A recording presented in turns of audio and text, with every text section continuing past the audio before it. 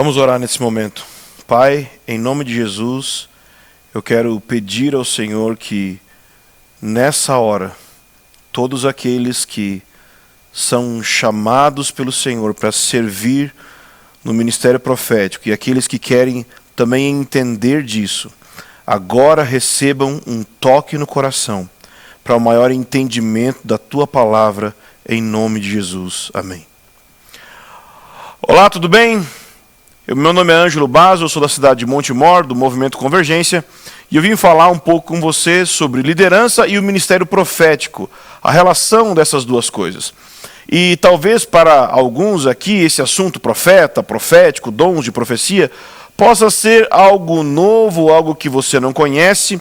Então eu queria trazer alguns esclarecimentos, eu anotei aqui, para poder te ajudar de alguma forma. Então a primeira verdade que eu queria compartilhar com você, visando trazer entendimento sobre o profético, sobre o ministério profético, é a diferença entre o profeta no Antigo Testamento e o profeta no Novo Testamento. É essencial entender isso.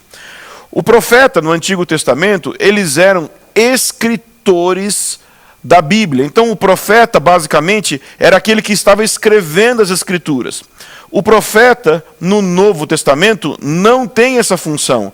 Esse profeta que nós vemos em Efésios 4:11, onde o apóstolo Paulo fala sobre apóstolos, profetas, evangelistas, pastores e mestres. Esse profeta não está escrevendo a Bíblia. Os que escreveram a Bíblia no Novo Testamento são os apóstolos. E são os 12 apóstolos, os apóstolos do Cordeiro. Nem mesmo são os demais apóstolos que surgem depois a partir desses apóstolos que nós temos até hoje. Então, o profeta no Antigo Testamento era o escritor da Bíblia e o profeta hoje profetiza baseado na Bíblia. Ou seja, o profeta no tempo atual, ele não traz uma nova revelação. Não, o profeta ele tem uma iluminação do Espírito em cima da Escritura já existente. Então, quando você olha alguém dizendo que é um profeta, você não deve esperar que essa pessoa vai trazer uma nova palavra que ninguém conhece. Não, esse não é o objetivo. Um profeta, ele pode ter uma iluminação especial sobre o seu coração, diferente dos outros ministérios. Cada ministério vai ter uma característica, uma ação do Espírito que ilumina o seu coração para olhar a Bíblia de uma maneira específica. Depois eu vou mostrar para você como que cada ministério às vezes olha uma mesma passagem da Bíblia. Então, segundo ponto que eu queria compartilhar com você, a diferença do dom de profecia e do ofício do profeta. A diferença do dom de profecia e do ofício do profeta. Por quê? Por que falar disso? Porque muitas pessoas, elas, no fim das contas, estão pensando que todo mundo que profetiza, no fim das contas, é um profeta. E essa não é a realidade. O fato é que você pode profetizar e não ser um profeta necessariamente. Então vamos às diferenças. O dom, ele é uma habilidade que nós recebemos. Já o ofício de ser um profeta é um caráter que nós desenvolvemos. O dom, ele é do Espírito em prol da edificação da igreja local. Já o ofício do profeta, ele é de Cristo para a edificação da igreja extra-local. Talvez isso seja novo para alguns, mas quando nós lemos sobre os dons, e que está incluso aí profecia, esses dons em 1 Coríntios 12 são dons do Espírito. Mas os dons descritos em Efésios capítulo 4 são dons de Cristo. Os dons ali do Espírito, em 1 Coríntios 12, eles edificam aquela igreja local, a igreja de Corinto no caso, e obviamente sua igreja local com a ação dos dons. Mas o dom de Cristo, em Efésios 4:11, ele edifica a igreja toda, a igreja extra-local, não só a igreja em um local. Aqueles 5 ministérios não estão limitados a uma localidade, eles podem ministrar de maneira extra-local. Então lembrando, o dom de profecia, ele é uma habilidade que nós temos. O ofício, ele é um tipo de caráter que nós desenvolvemos. O dom, ele tem a ver com capacidade de fazer algo. O ofício tem a ver com a pessoa que está fazendo. O dom é do Espírito para a edificação da igreja. O ofício do profeta é de Cristo para a edificação da igreja essa local, não só da igreja local. O dom, todos os cristãos podem profetizar. Já o ministério, alguns cristãos têm esse ministério. O dom, ele tem a ver com uma habilidade concedida pelo Espírito e todos podem experimentar isso. Já o ministério profético tem relação com a sua vocação ou chamado que Deus te concede. Por que eu estou dizendo isso? Porque, como eu falei antes, muita gente vai pensar que porque alguém profetiza, porque alguém ministra nos dons de profecia, ou dons semelhantes ao de profecia, essa pessoa então é um profeta. Não. Se você profetiza, isso não quer dizer automaticamente que você é um profeta. Existem níveis diferentes. E eu coloquei aqui no meu esboço uma piscina. Por quê? Imagina a piscina comigo. A piscina tem níveis. Você tem o nível que as crianças podem ficar na piscina. Depois vai descendo. Tem piscinas que tem uma descida muito grande, pode ficar muito fundo até você ser coberto. Então imagine essa piscina com vários níveis como sendo o profético como um todo. Então, no primeiro nível, o nível onde todo mundo pode nadar porque dá pé para todo mundo, é o nível do dom de profecia. Mas conforme você vai entrando mais profundo, é como se você fosse transicionando da esfera do dom de profecia para entrar na dimensão do ofício de ser profeta. Então, qual é a diferença dos dois? Ora, quem é que pode nadar no fundo de uma piscina, se não uma pessoa que foi treinada para nadar, que tem a maturidade para fazer isso? Então, qual é a diferença do dom e do ofício? Tem a ver com treinamento e maturidade.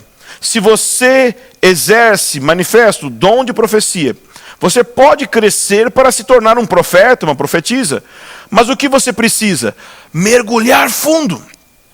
Fundo na transformação do seu caráter, por um lado, e também no exercício desse dom, se tornar cada vez mais treinado nesse dom. Então você precisa de maturidade e caráter, mas também crescimento na habilidade. Um dom de profecia sendo exercido cada vez mais, de maneira mais precisa. Então, o que um profeta faz? Esse é o próximo ponto. O que um profeta faz?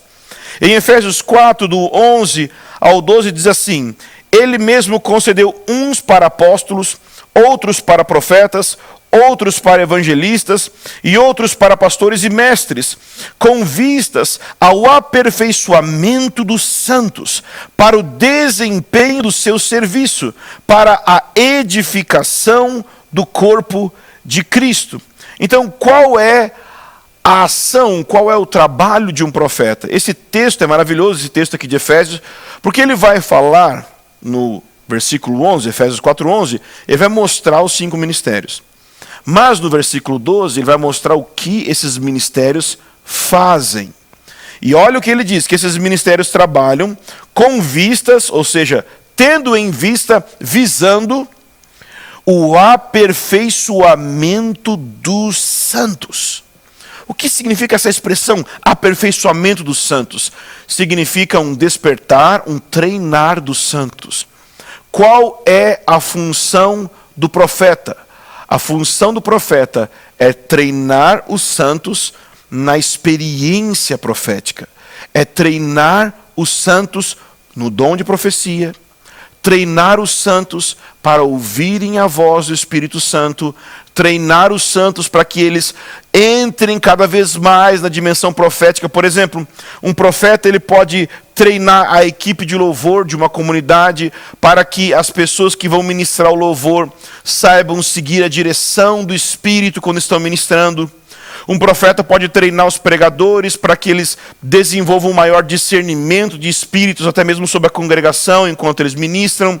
Então, existem muitas dimensões que um profeta pode atuar. Mas, para mim, o que precisaria ficar claro hoje na mente dos brasileiros é a seguinte: nós temos essa mania de pensar nos ministérios como sendo aqueles que vão só ministrar. Então eu quero pensar da perspectiva de um jogo de futebol. Nós, como cristãos, se olhássemos para a realidade da igreja, como um jogo de futebol, nós pensaríamos mais ou menos assim: que os pastores, os líderes, eles são aqueles que jogam futebol. Eles estão lá no campo jogando. Nós, os que pagamos o ingresso, que a gente chama de dízimo, a gente senta na arquibancada para ver os pastores e os 5 ministérios atuando, e Jesus é o treinador. Mas essa não é a realidade que a Bíblia mostra. Na verdade, a Bíblia vai mostrar que é a igreja que está em campo jogando, e que os 5 ministérios, eles atuam como a equipe técnica que coloca a igreja para jogar. E na arquibancada nós temos os principados e potestades e as nações. Então, você não deve ser alguém que simplesmente vai assistir um profeta profetizar e ministrar. Você deve ser treinado pelo ministério profético para entrar no campo da vida, dos negócios, do dia a dia, de criar filhos, de trabalhar na vida real do aqui e da agora, mas a partir de uma mentalidade profética. A partir de uma plataforma, de uma base, de um fundamento de ouvir de Deus. Então a função do profeta é ensinar as pessoas a ouvir de Deus. Infelizmente, hoje em dia, o que nós temos são pessoas que dependem de profetas para ouvir de Deus. Elas sempre têm que voltar no homem de Deus para receber uma palavra. Esse não é o ideal do coração de Deus. O que Deus planejou para a igreja quando pensou nos ministérios foi criar, por meio do ministério profético, um tipo de serviço que ensina cada cristão a ouvir de Deus por si mesmo. Isso não significa anarquia, isso não significa que cada um vai fazer o que quer, porque o profeta sempre vai apontar para as Escrituras. O verdadeiro profeta sempre precisa apontar para a profecia maior, a Bíblia. Nenhuma profecia que um homem ou uma mulher de Deus possam dar, ela vai acrescentar algo à Bíblia. Jamais, jamais, jamais. O que acontece é que a luz do Espírito, pela unção profética nas Escrituras, nos ajuda a trazer aplicações específicas do texto que talvez outros ministérios não teriam. Então, a função principal do profeta não é apenas falar as palavras de Deus, mas ensinar o povo a ouvir a Deus. E eu queria que você ouvisse comigo o clamor de um profeta chamado Moisés, em Números, no capítulo 11, versículo 24. Moisés saiu e contou ao povo as palavras do Senhor. Ele reuniu 70 homens dos anciãos do povo e os pôs ao redor da tenda. Então o Senhor desceu de uma nuvem e falou com Moisés.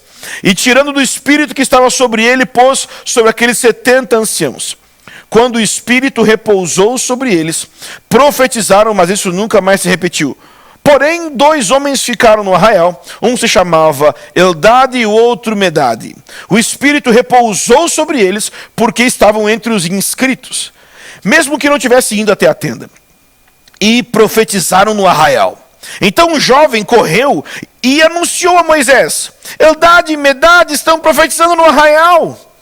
Josué, filho de Num, auxiliar de Moisés, um dos seus escolhidos, respondeu e disse: Moisés, meu senhor, ordena que parem com isso. Porém, Moisés lhe disse: você está com ciúmes por mim? Eu gostaria que todo o povo do Senhor fosse profeta, que o Senhor lhe desse o seu espírito.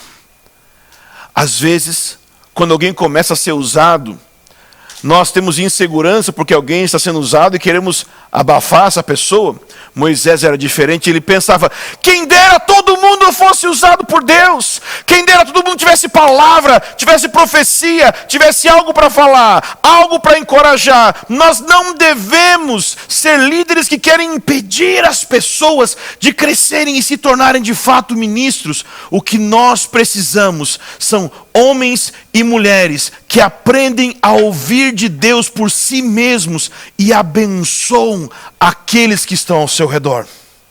Então, que um clamor de Moisés possa chegar no seu coração. O profeta é aquele que trabalha gerando esse tipo de realidade que Moisés tanto almejava.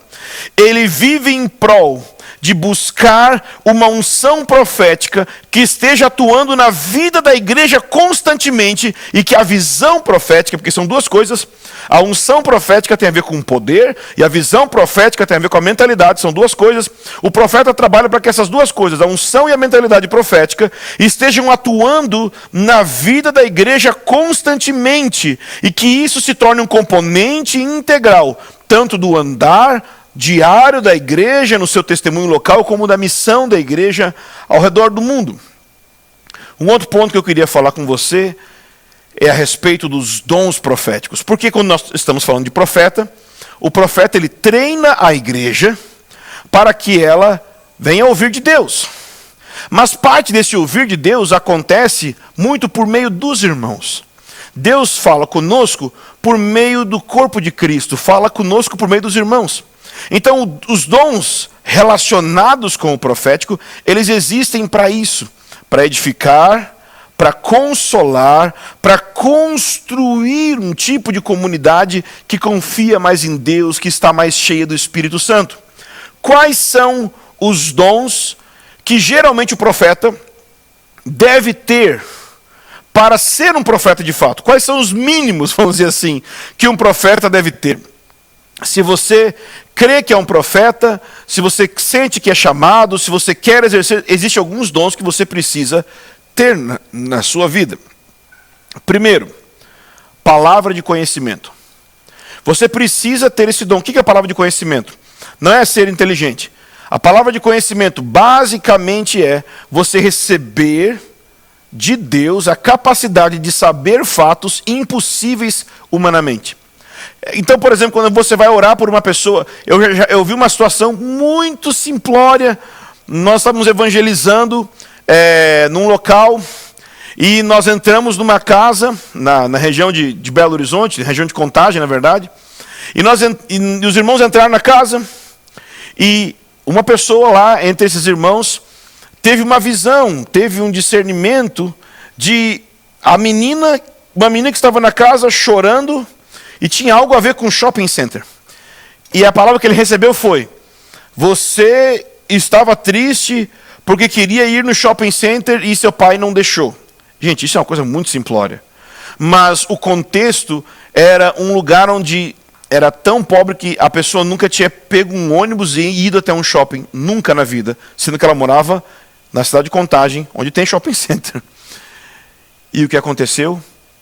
Aquela menina entrou em prantos, porque naquela manhã eles tinham tido uma briga por causa disso. E eles abriram o coração para receber o evangelho, por causa de uma palavra profética muito simples, muito básica. Às vezes você pode receber um nome, às vezes uma informação que você não tem como saber desse tipo de informação, e o que você precisa fazer? Você primeiro precisa obedecer ao Espírito Santo e falar aquilo que está recebendo. A palavra de conhecimento, então, é saber algo que não tem como você saber. Algo do passado ou algo do presente que a pessoa está passando. Então vamos supor que você vai orar por alguém, você começa a orar, o Espírito Santo pode te dar uma palavra de conhecimento. Você sabe de algo que aconteceu ou está acontecendo com ela. Palavra de conhecimento. Mas depois nós temos o próximo dom, profecia. O que é profecia? Muito simples. Profecia não é você prever o futuro simplesmente. Tipo assim, vai chover daqui a tantos meses chuva de pedra no CEP tal lá no Egito. Calma, a gente às vezes fica, sabe, imaginando um profético de filme, assim, sabe? Não é esse o profético da Bíblia. O profético da Bíblia é trazer insight da perspectiva de Deus sobre as pessoas, da perspectiva de Deus sobre as circunstâncias. Então, se Deus te traz uma palavra de conhecimento sobre a situação de uma pessoa, por exemplo, algo relacionado à doença, algo relacionado a um problema familiar, depois você precisa esperar em Deus também para receber a parte da profecia, que é o que Deus pensa sobre isso. Como Deus pensa sobre essa situação. É o insight, a perspectiva de Deus sobre aquilo. E depois, o próximo dom, palavra de sabedoria. Por quê? A palavra de sabedoria é saber o que fazer de forma prática em relação a essa profecia. Então a palavra de conhecimento mostra o que aconteceu no passado ou no presente. A profecia traz o insight de Deus sobre a circunstância. E a palavra de sabedoria mostra para a pessoa o que ela deve fazer de maneira prática. Você vê isso, por exemplo, em Apocalipse, em capítulo 2, capítulo 3, as 7 cartas às igrejas. Você percebe ali que João começa dizendo: você está passando por isso, hein? A igreja está vivendo isso. Então ele traz revelação sobre a situação da igreja. Depois ele diz: o Senhor diz que ele é assim, ele vai te punir, ele vai te exortar, ele vai te abençoar. Uma série de coisas ele traz, que é a perspectiva de Deus. E ele termina dizendo: aconselho-te que compre ouro, compre isso e aquilo, arrependa, senão eu vou... Então ele traz uma palavra prática. A palavra de sabedoria, ela tem a ver com o que está acontecendo. A maioria das pessoas que você vê hoje em dia profetizando por aí nas igrejas, elas nem estão profetizando. A maioria das pessoas estão só trazendo palavra de conhecimento. E a gente fica impressionado, é muito legal, porque como que Deus pode falar de circunstâncias que não tem como saber? É verdade, é maravilhoso. Mas a palavra de conhecimento é só para abrir a porta para os demais aspectos da palavra serem ministrados. E o último dom que eu acho que você se sente chamado para ser um profeta precisa ter é o discernimento de espíritos. E quando nós pensamos em discernimento de espíritos, nós precisamos ter em mente que isso não se limita a discernir que tipo de demônio está atuando. Que a gente tem esse pensamento, né? Não, discernimento de espírito é que eu sei que tipo de entidade está atuando aqui. Não é isso, não. Quer dizer, pode ser, mas isso é só uma parte. Você pode, por exemplo, pelo discernimento de espíritos, discernir que tipo de unção está atuando no ambiente.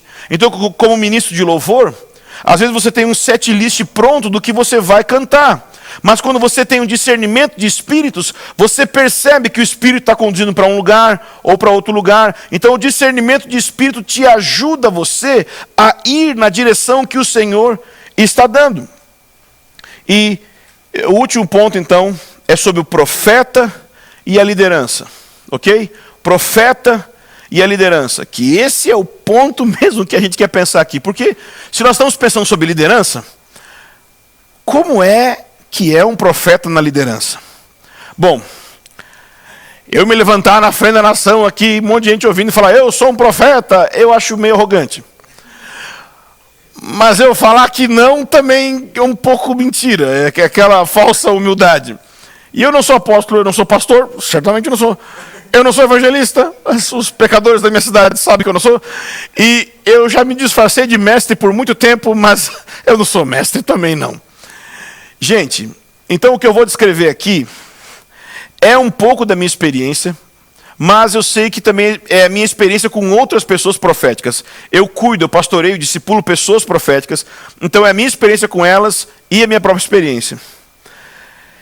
Todo profeta é um visionário, ok? Profeta é visionário. Na Bíblia, profeta é vidente. Então, o visionário não é quem tem visão. Oh, irmão, eu tenho o dom de visão. Gente, não existe dom de visão, tá? Existem visões que fazem parte dos dons proféticos. Ou seja, Deus pode trazer uma imagem na sua mente. Mas ter visão e ser visionário não são a mesma coisa. Visão faz parte de tudo aquilo que tem a ver com os dons de profecia. Mas você tem que crescer na experiência da visão a tal ponto que você não apenas tenha visão, mas você passe a ver. Ou seja, você tenha os olhos abertos para olhar para a realidade da perspectiva de Deus. E você passa a sonhar com Deus aquilo que não é mais simples sonho, mas projeto de Deus. Você deixa que esses projetos entrem no seu coração e passam a ser os seus projetos pessoais. Então o profeta, ele é alguém que ele é visionário. Ele olha para o futuro, e não só para o futuro do sentido de os próximos anos, mas ele olha para o ideal de Deus. Então o profeta olha para a igreja. O profeta olha para a igreja e ele vê a igreja como ela está nesse tempo e ele chora. Porque como o profeta Oséias, ele sente que Deus tem uma noiva, mas que às vezes essa noiva está se prostituindo, não está sendo fiel, e ele sente isso no coração.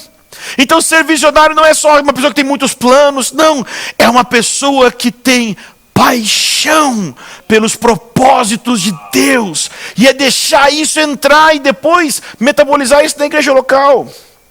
Profetas são apaixonados por santidade. O profeta, ele tem esse negócio de que ele não acha que os fins justificam os meios. Ele quer um alvo legal, sim, mas se o processo não for integridade, fidelidade, ele, como a gente costuma dizer lá, ele vai empinar a carroça. Ele vai parar o negócio e o pessoal não vai gostar. Profetas são sensíveis à voz e à presença de Deus. No aconselhamento, se você trabalha com um profeta e está no aconselhamento, eles pegam coisas que as pessoas não falaram, que estão por detrás. Então, eu lembro de estar no aconselhamento e a pessoa falando sobre ministério um tempão e a gente discutindo sobre vocação, e o Espírito Santo só me deu uma pergunta sobre o pai. Porque eu só conhecia a mãe. Pergunta sobre o pai da pessoa. Eu falei sobre o pai da pessoa, e aquilo foi a porta para a gente começar uma conversa mais profunda. Às vezes, as pessoas gastam horas no aconselhamento falando um monte de coisa que não faz diferença nenhuma para a vida dela. E com uma pergunta, Jesus falou para a mulher samaritana: cadê teu marido? Bum! Abriu! Por quê? Porque é uma palavra profética. Profetas são aqueles que sempre viver com eles vai ser uma aventura. É um negócio assim. Eu me movo no profético, não vou fingir, mas eu conheço gente bem mais profética que eu. Viver com eles é uma aventura, porque eles são banda larga, ligado com o céu, 24/7, e qualquer hora, em qualquer restaurante, em qualquer lugar, pode acontecer. Eu lembro o dia que eu conheci a irmã Duana de Silva, do Bethel. A gente estava no carro, foi buscar no hotel, ela entrou no carro e começou a bater nas minhas costas. Mas eu nunca tinha visto a mulher. É a irmã que começou aquele ministério Souza. Eu nunca tinha visto ela. Ela entrou no carro e começou a bater nas minhas costas. Good boy! Meu Deus, o que ela está falando, gente? E ela entrou no carro e começou a profetizar na hora, dizendo: o Senhor está dizendo, bom menino, você é meu bom menino. E aquilo mexeu comigo. Mexeu comigo porque eu tinha uma consideração por ela e eu vi isso, mexeu comigo. Então, era uma mulher profética que liberou minha vida muito. Mas, o outro lado disso que eu falei. Ou seja, isso são as coisas boas do profeta. Mas quais são as coisas ruins? Os problemas que um profeta pode enfrentar? Por ser visionário, profetas têm a tendência de não ter paciência com processos. Vamos embora, vamos mudar, vamos comprar um terreno novo logo, vamos mudar esse ministério, vamos mudar o logo do ministério. Profeta tem problema com processo. Por quê? Porque já viu os profetas da Bíblia? Já viu os profetas do Novo Testamento? Eles falam assim: não, Jesus em breve vem, é só 2000 anos do meio. Né? Então assim, o profeta, ele tem uma visão de eternidade que nem sempre está olhando o meio, o processo no meio. E o profeta não tem que ficar preocupado com isso. O profeta não tem que ficar preocupado com o atual. Não. O atual tem a ver com outros tipos de ministério. O profeta se preocupa com o ideal. Ele olha o ideal, ele olha além e ele tem que falar mesmo. Ele só não pode, o profeta não pode, chegar, por exemplo, no ministério pastoral, que está trabalhando com o dia a dia, e falar assim: porque vocês não estão vivendo ainda aquilo que Deus tem lá na frente, Deus está muito triste com vocês. Não pode. A gente tem a tendência a fazer isso, que é, no fim, manipulação. É tentar manipular as pessoas com culpa para que elas entrem naquilo que a gente queria que elas entrassem. Então, o profeta, por serem visionários, eles podem ser sem paciência com processos. Por serem apaixonados por santidade, eles podem ter uma tendênciazinha para legalismo. E o que é legalismo? Esquece o legalismo tradicional, né? Aquele legalismo que todo mundo conhece, de roupa e tudo mais. Tem um outro legalismo que os profetas trazem, que é o seguinte: é criar doutrina em cima de experiência pessoal. Eles experimentam algo com Deus e acham que todo mundo tem que viver isso. Deus falou com o sujeito que ele pode raspar a cabeça. Ele fala para todo mundo raspar a cabeça. Falou para ele que ele tem que parar. Eu tenho uma amiga que anos atrás, olha, eu vou revelar a minha idade quase agora aqui. Anos atrás, Deus falou para ela não ter Orkut. Ok, não tem Orkut. Mas Qual é a tendência do legalismo? Todos meus discípulos agora não podem ter Orkut, porque Deus falou comigo não pode ter Orkut. Não, calma, Deus falou com você. Não falou na Bíblia, não falou para os outros. Então, porque são apaixonados por santidade, pode ter uma tendência para o legalismo. Por serem sensíveis à voz de Deus, podem acabar espiritualizando os seus erros e os seus problemas emocionais. Eu tenho isso, tá? Às vezes eu não estou bem. Eu não estou bem. E eu acho que é uma coisa profética, mas não é. É só que eu preciso descansar, sabe? Eu preciso dormir um pouco, tomar menos café, sabe? É só isso. Então, às vezes a gente tem a tendência... E se você prega, é pior. Por quê? Porque às vezes a pregação pode deixar de se anunciar e se tornar desabafo. Porque você está ali com aquele peso emocional, aquele negócio todo, e você pode soltar isso no púlpito. Cuidado aí. Por que profetas têm palavra de conhecimento, por exemplo, em aconselhamento e tudo mais? Eles podem também julgar a motivação das pessoas facilmente. Então, às vezes, você sente que pode estar... estou discernindo aqui. Olha, talvez Deus está me falando um negócio sobre essa pessoa. Cuidado! Cuidado para não ter julgamento fácil. Principalmente as irmãs que têm esse, sei lá como é que chama, mas as mulheres têm um faro para gente que não presta. Minha esposa, há quilômetros, percebe isso. Eu não sei se é dom profético, eu não sei o que é, mas ela tem isso. Se você é uma mulher profética, isso talvez vai ser aguçado muitas vezes. Isso é muito bom, mas cuidado para não entrar no campo do julgamento. Ou seja, você pode sentir coisas, mas guarde em oração. E porque viver com um profeta é uma aventura certa, eles também podem ter a tendência de ser uma montanha russa de imprevisibilidades. Eu já fui por muitos anos um líder muito imprevisível. Sou um pouco ainda, mas bem menos do que eu era no passado. E líderes imprevisíveis não promovem engajamento da sua equipe. Quando você é muito visionário, sempre tem uma coisa nova, sempre tem um livro novo, sempre tem uma ideia nova, sua equipe ela não vai entrar no seu novo sonho, porque o último sonho você nem viveu. A última palavra profética, o último sentimento você nem cumpriu, nem criaram as estruturas que sentiram. Então, as pessoas não vão entrar no que você está falando agora, se nem o que falou antes não entrou também. E para encerrar, e quando, eu já tinha falado que ia encerrar antes, então todo pastor quando fala que vai encerrar, ele está mentindo, mas para encerrar, imagine os 5 ministérios. Imagine um apóstolo, profeta, evangelista, pastor e mestre. Imagina os 4, com a Bíblia aberta, em João capítulo 4, olhando a história da mulher samaritana. O que será que cada um deles iria pensar sobre a história da mulher samaritana?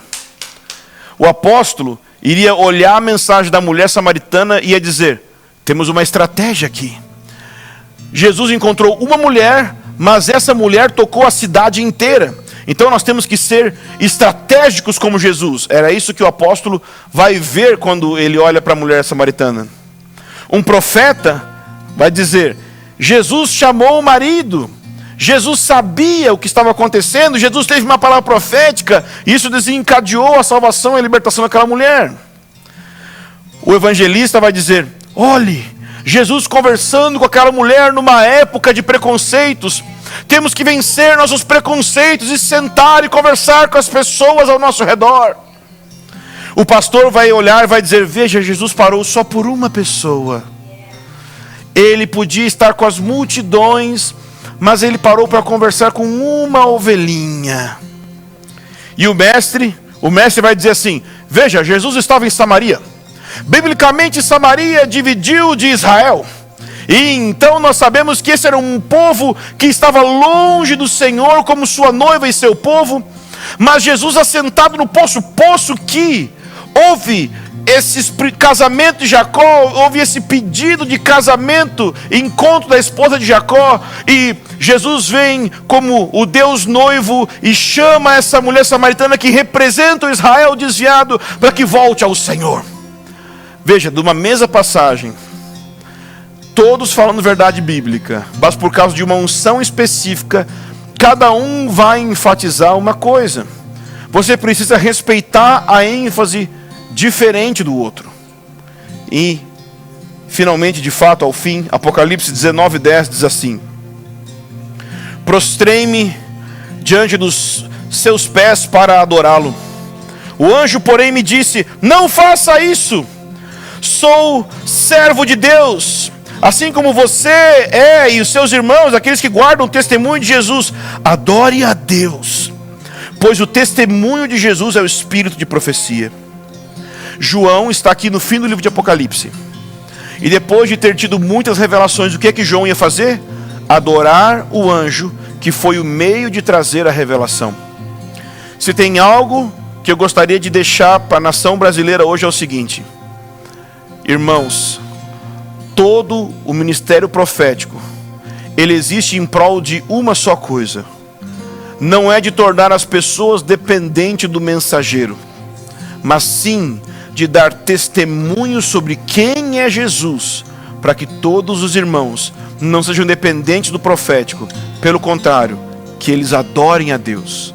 Que Deus, sua fama, sua glória, sua beleza, isso seja conhecido por meio do ministério profético, e não os instrumentos em si. Que Jesus receba a glória pelo ministério profético também nessa nação. Que Deus abençoe a cada um de vocês, em nome de Jesus.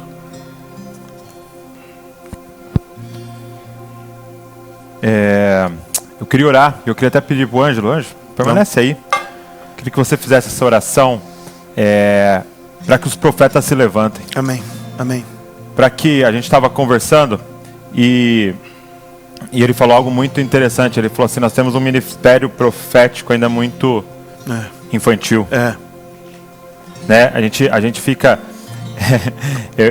alguém falou assim: poxa, eu fui em tal igreja, é uma bagunça, tal. Eu falei: você já foi em recreio da escola primária? Então, para o amadurecimento do ministério profético, se levantem os profetas, mas que amadureçam os profetas. Vamos fazer essa oração juntos? Pai, em nome de Jesus, eu oro pedindo que o Senhor libere um toque todo especial sobre a igreja brasileira hoje. Aqueles que são chamados ao ministério profético e têm dúvidas, recebam certeza agora. Recebam o toque do Espírito Santo nos seus corações e receba a convicção desse chamado. No teu nome eu peço. E eu oro também em nome de Jesus, pedindo por aqueles que são chamados, que estão exercendo esse ministério, mas talvez de maneira imperfeita ainda, com manias, com coisas que não são bíblicas. Deus, restaura a verdadeira voz profética na nação brasileira. Restaura a verdadeira palavra profética cortante. Amadureça homens e mulheres chamados para liberar a sua palavra na nação, Senhor. Amadureça, Senhor. Levanta, Senhor, lugares de treinamento. Levanta mentores para os profetas, parece que são chamados. Levanta igrejas que tenham o ambiente para essa realidade. É o que nós pedimos, Senhor, em nome de Jesus. Amém. Glória a Deus. Glória a Deus. Que alegria. Que tempo maravilhoso. Eu não sei você, meu irmão, mas eu estou aqui aleluiado, como diz meu amigo Luciano Subirá. E que palavra. E eu espero que você esteja se identificando aí, que você esteja se encontrando aí. Lipão falando do ministério do evangelista, e agora o Ângelo falando do ministério do profeta. Eu espero que você esteja se achando. Eu vi várias pessoas aqui no chat falando assim: olha, estou me entendendo. Eu vi alguém falando assim: vou ter mais paciência com a minha amiga profeta.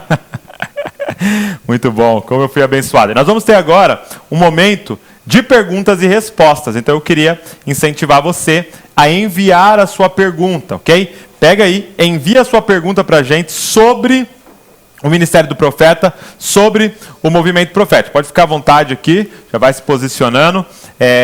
E eu quero que você envie a sua pergunta no chat, a nossa equipe está aqui, ela vai pegar lá as perguntas para a gente poder juntos aqui responder. Então, durante a palavra aí, que dúvida, o que surgiu no seu coração aí, que a gente pode te ajudar e tentar responder aqui nesses minutos, aproveitando um pouco mais do Ângelo. Então vamos lá.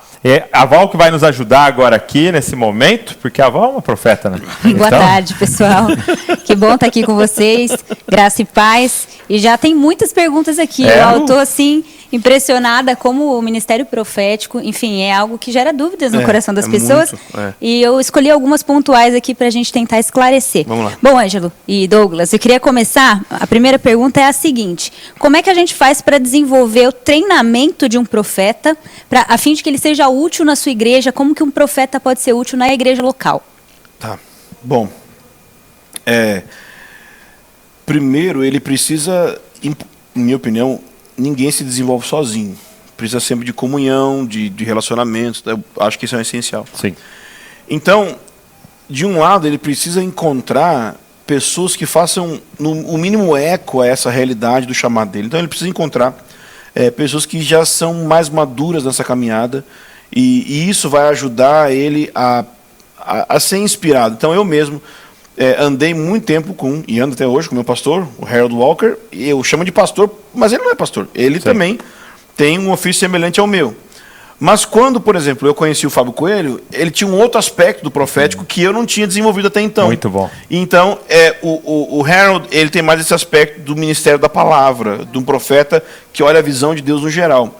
E o Fábio Coelho tem muito essa precisão dos dons específicos de profetizar para as pessoas. Sempre eu coloquei ele cada enrascada já. Então, andando com ele, eu fui ativado mais nisso. Então, sempre quando a gente relaciona com pessoas que estão na nossa frente, às vezes não é em todas as áreas, mas no mínimo em alguma área, isso vai nos ajudar a crescer. Então, se você vê um profeta ou alguém que tenha chamado para alguma coisa assim, a primeira coisa que eu faria é isso, tentar conectar ele com outras pessoas. Ir em seminários, ler livros, alguma coisa seja possível para que ele se conecte. E a partir daí eu creio que um caminho orgânico se estabelece quando você conhece gente mais velha. É como se fosse entrar num ecossistema, pessoas mais maduras disso. Uma coisa que eu aprendi no livro do Fábio, que eu fiquei assim muito impactado, quando ele utiliza aquele texto, né? Quando alguém for profetizar, outros fiquem em silêncio para julgar. Então a primeira coisa que está ali é que é um contexto grupal, porque o que a gente mais, pelo menos eu cresci numa igreja pentecostal, na orelhinha aqui, ó, não sei o quê. E aí eu falo só para você, mas ele está falando, não, fala alto, para que os outros sejam testemunha e julguem, e aprendam, né? E eu achei legal que ele coloca no livro assim, que 2 extremos, né, que a gente pode errar, que primeiro, não julgar a profecia. Então, não, o que o profeta falou está falado, falou que você vai casar com aquela mulher ali e tal, né? E tal, vai ser. Então, esse é um erro, porque manda julgar. E o outro erro se errou, a gente joga no lixo esse profeta, porque ele é um falso profeta do demônio e tal. Erro. Não. Ele está dizendo, pode ter partes que até que você acerta e erra, porque ele fala, retenha o que é bom. Então o profeta pode acertar em uma coisa, mas às vezes por causa da alma dele ele pode errar em outra. Sim. E isso não significa que ele é um falso profeta porque ele errou. Eu gosto muito da expressão lugar macio para cair. Então assim, a gente precisa criar na igreja um lugar seguro para as pessoas errarem. Muito bom. No exercício do dom de profecia também. Para treinar, né? Isso. Então, assim, a gente que quer treinar pregadores, quer treinar evangelistas, para treinar o profeta, vai ter que ter ambiente seguro. Por exemplo, na igreja do John Piper, você não vai ter pessoas profetizando no púlpito. Mas nos grupos pequenos tem exercício de profecia. É mesmo? Isso. Então, assim, ele coloca nesse ambiente porque é seguro, não vai estar no microfone e gravado, tal. Filmado. Isso, exatamente. Então, tem aquele ambiente ali que é seguro, as pessoas desenvolvem. Muito bom. Legal. Mais uma pergunta que chegou por aqui é a seguinte: a profecia é um decreto de Deus sobre o meu futuro, ou eu posso, descumprindo a minha parte, fazer com que ela não se concretize? Então, como saber se eu falhei, se o profeta errou, enfim, qual é esse limite? Interessante.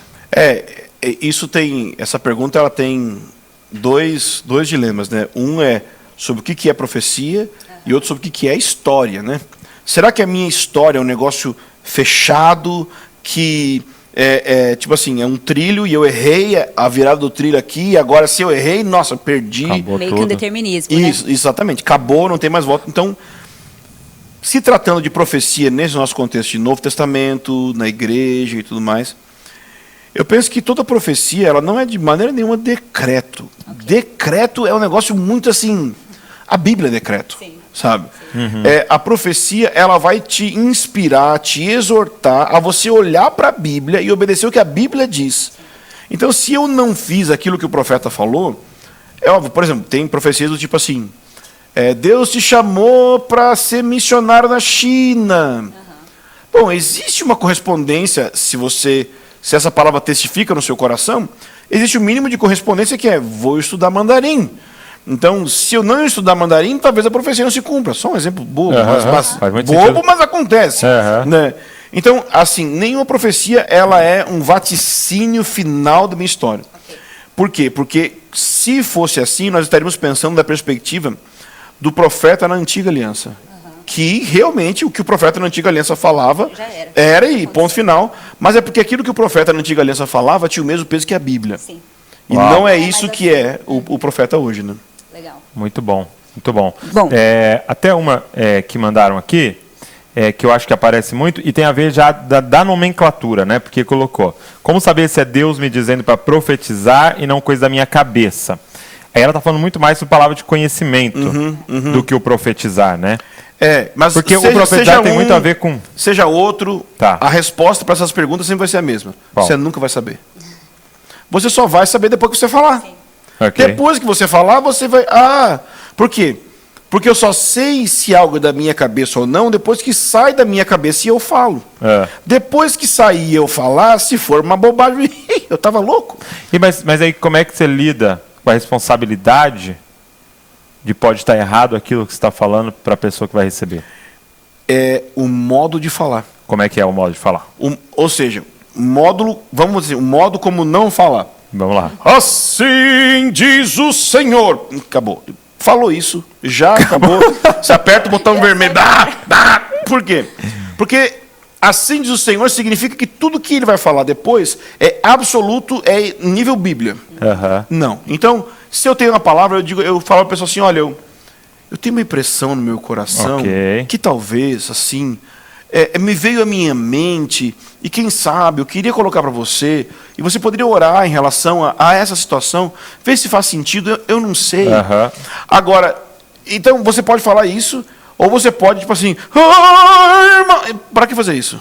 Entendi. As pessoas chegam gritando, falando frases em línguas, né? Porque, de fato, se você fala em línguas e você interpreta o que você fala, isso é profecia. Sim. Mas tem uma mania que é assim, não, eu sempre quando eu profetizar, eu tenho que falar frases em línguas e depois em português. Intervalos, hein, isso, mas não é, a profecia não tem que ser assim. Então, se a gente fosse mais simples e humilde e dissesse assim, tenho um sentimento. Entendi. Me veio um pensamento na cabeça. Eu tenho, por exemplo, direto eu tenho visões e eu sei que é visão.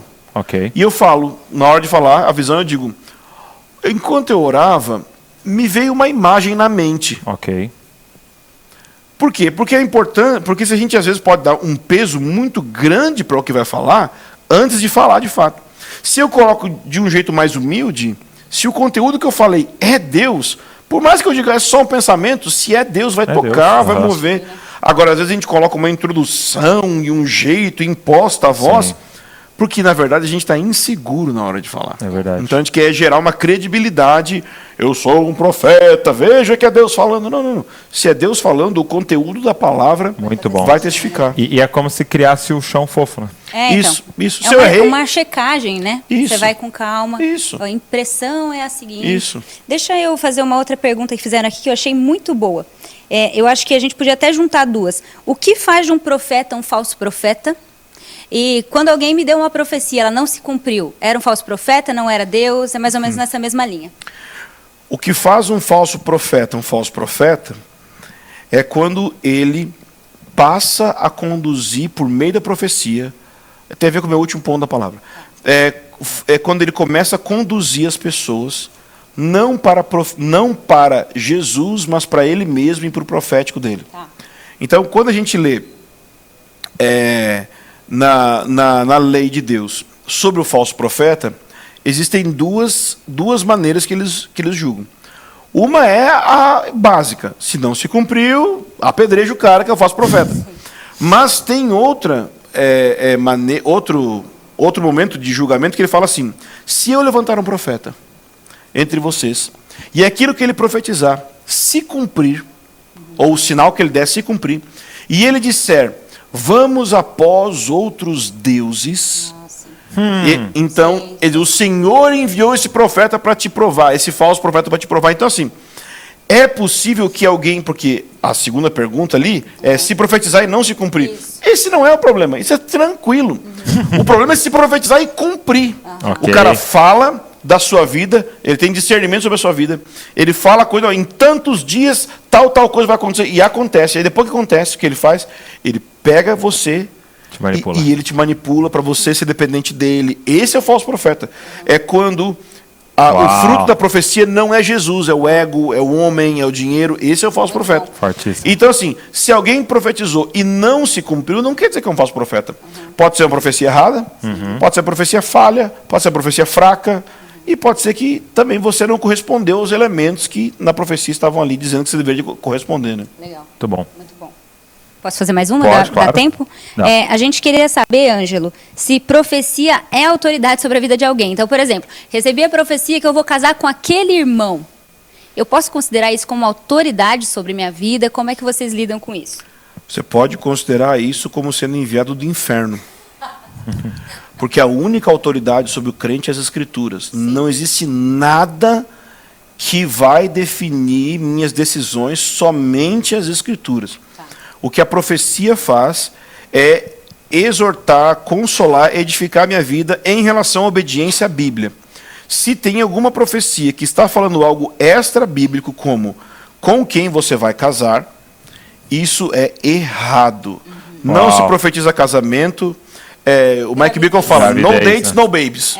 Não No profetiza dates, no casamento, babies. não Gostei. profetiza nascimento de criança. Porque profetizar o sexo da criança, né? É difícil errar, né? Porque se não for um, é outro. É outra. Não, assim, é meio difícil errar. Eis se te digo, é menino, mas se duvidares, é menina. Então, assim, não faz isso. Profetiza outra coisa. Assim, o que acontece? Eu sei que eu acho que é mais prudente, porque é possível que alguém tenha recebido uma palavra sobre algo de casamento da vida de alguém. Sim. É possível, Deus pode falar. Mas não é sobre quem vai casar. Eu acho que é mais fácil profetizar algo do tipo assim, talvez está chegando um tempo onde Deus queira dar isso para sua vida. Legal. Por que você não ora? Às vezes é uma pessoa que está fechada para isso. Muito bom. Talvez você não ore. Por que você não ora em relação a isso? Agora, eu conheço casos de pessoas que casaram e que deu errado baseado em profecia. Meu Deus. Então, assim, E o não tanto faça de isso. mulheres assim feridas, porque alguém profetizou que elas iam engravidar e elas às vezes têm um problema de esterilidade. A gente sabe Sim, disso, né? sim. Quantas pessoas feridas e aí elas acabam, na verdade, colocando na conta de Deus, né? Sim, sim. E eu acho que essa é a grande responsabilidade do profeta, saber que é em nome de Deus que ele está falando, né? a gente não pode profetizar qualquer coisa que seja direção para a vida da pessoa. Sim. Direção, a gente não dá direção. Muito bom. Quem dá direção? A Bíblia dá direção pelo Espírito Santo. E o que a gente faz? A gente profetiza em prol, na direção da pessoa obedecer a Bíblia. E nunca na direção da pessoa obedecer a profecia. Uau. Muito bom. Muito bom. Fez muito sentido. Mais uma última. Mais uma, a última. Tem uma aqui, ó. O espírito do profeta está sujeito ao profeta? Você pode explicar o que isso significa? Então, Sim. Significa que não existe um irmão, Deus me toma e eu não consigo me controlar. segurar. Eu tenho que sapatear, eu tenho que profetizar. Não, dá para segurar. Dá para segurar. Então, porque no contexto que Paulo está falando ali se tem alguém profetizando e vem a palavra para outro irmão na congregação, esse que está profetizando senta e o outro profetiza porque vai profetizar um depois do outro. Aí nesse contexto ele fala, o espírito do profeta é sujeito ao profeta.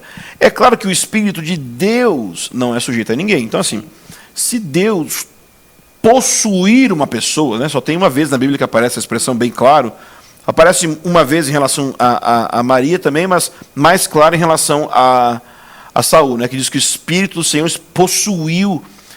É uma coisa muito rara. Se aconteceu, tranquilo. Mas tem muita gente que coloca na conta desses versículos uma falta de controle emocional, uma falta de... Eu chamo de etiqueta profética. Existe tem uma educação. Você chega num lugar, você tem que saber se portar no lugar. Você tem que saber entregar a profecia, tem que ser educado. É claro que o sujeito também, que nunca foi educado, pode ter dificuldade. Então, espírito do profeta, sujeito ao profeta, significa que eu posso controlar minha experiência espiritual, no sentido de que eu não tenho que expressar tudo como eu quero, na hora que eu quero, do jeito que eu quero. Eu posso esperar o culto terminar, posso esperar o pastor terminar de pregar, não preciso levantar no meio da pregação e interromper o pastor pregando. Eis que... Não, a profecia já está sendo ensinada ali, já está sendo falada a palavra, né? Muito legal. Glória a Deus. Estou aprendendo muito. Obrigada. Obrigado, meu amigo. Soquinho para a gente lembrar a época que a gente gravou isso aqui. Muito obrigada.